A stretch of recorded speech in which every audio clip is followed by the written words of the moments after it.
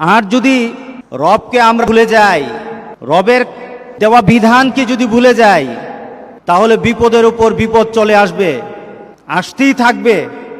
কেউই প্রতিরোধ করতে পারবে না, কেউই এই আল্লাহর দেওয়া বিপদকে কেউ রোধ করতে পারবে না, মোকাবেলা করতে পারবে না। কি বলেন, পারা যাবে? কোভিড-19 করোনা ভাইরাসের মোকাবেলা কেউ করতে পারবে নাকি?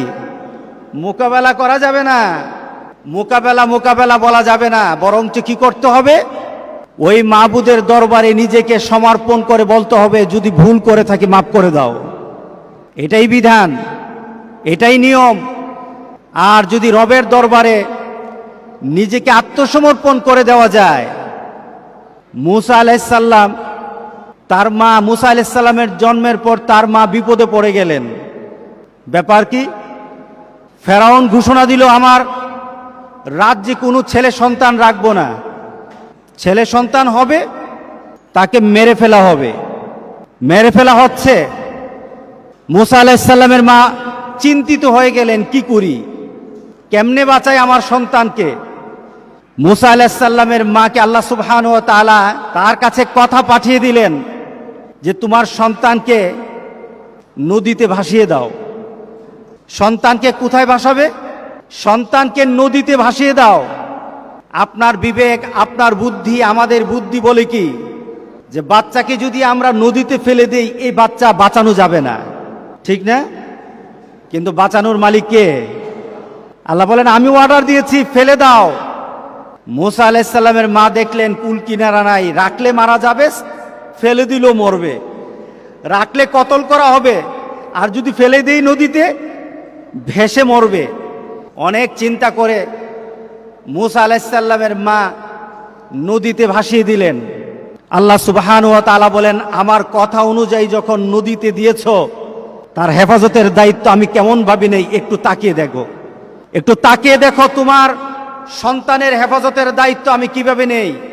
মুসা আলাইহিস সালামকে নদীতে ফেলে দেওয়ার পর আল্লাহ সুবহানাহু ওয়া তাআলা বলেন, আমার মুসাকে তার ঘড়ি বরে করব যে মুসার সবচেয়ে বড় শত্রু। মুসার সবচেয়ে বড় শত্রুকে ফেরাউন। আল্লাহ সুবহানাহু ওয়া তাআলা মুসা আলাইহিস সালামকে কার ঘরে উঠালেন? ফেরাউনের ঘরে উঠালেন। ফেরাউন তো দেখে বলে, সে তো আমার দুশমন। আর আল্লাহ সুবহানাহু ওয়া তাআলা সাথে সাথে ফেরাউনের হৃদয়ে ভালোবাসা ঢেলে দিলেন। ওয়া আলকাইতু আলাইকা মুহাব্বাতাম মিন্নি, ভালোবাসা ঢেলে দিলেন। যে তার চরম শত্রু, যার জন্য এত মানুষকে, এত সন্তান, এত ছেলে বাচ্চাকে মারা হচ্ছে, সে কিন্তু ফেরাউনের সামনে। আল্লাহ বলেন, ফেরাউন, তুই যার ভয়ে এত সন্তানকে হত্যা করলি, সে কিন্তু তোর সামনে টের পাবি না। সেই তোকে মৃত্যুর কারণ, সেই তো তোর জন্য মৃত্যুর কারণ হবে।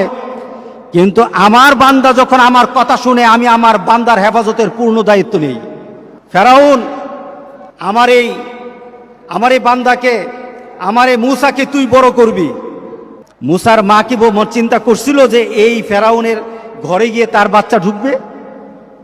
না, মুসার মা তো মনে করেছিল, মুসা আলাইহিস সালামের মা মনে করেছিল আমার বাচ্চা তো নদীতে ডুবে যাবে। আল্লাহ বলেন, আমার কথা মান, নদী তো ডুববে না, ফেরাউনও মারবে না, গোটা পৃথিবীর তার চুল পরিমাণ ধ্বংস করতে পারবে না। পূর্ণ হেফাজতের দায়িত্ব আমি আল্লাহ নিয়ে নেব। আল্লাহু আকবার। হেফাজতের দায়িত্ব নিলেন কিনা? শুধু নেওয়া নয়, মুসা আলাইহিস সালামের মাকে বললেন, তোমাকে আমি রাজকীয় সম্মান দেব। মুসা আলাইহিস সালামকে ঢুকিয়ে দিলেন ফেরাউনের বাড়িতে। ফেরাউনের সবচেয়ে বড় শত্রু মুসার সবচেয়ে বড় শত্রু হলো ফেরাউন। কিন্তু পরস্পর এখন একজন আরেকজনের ভালোবাসা নিয়ে একজন আরেকজনের কাছাকাছি। এবার বাচ্চাকে বললেন, তুমি কিছু খাবা না, বাচ্চার জন্য তার মার এখানে আসার ব্যবস্থা করে দিন আল্লাহ সুবহানাহু ওয়া তাআলা।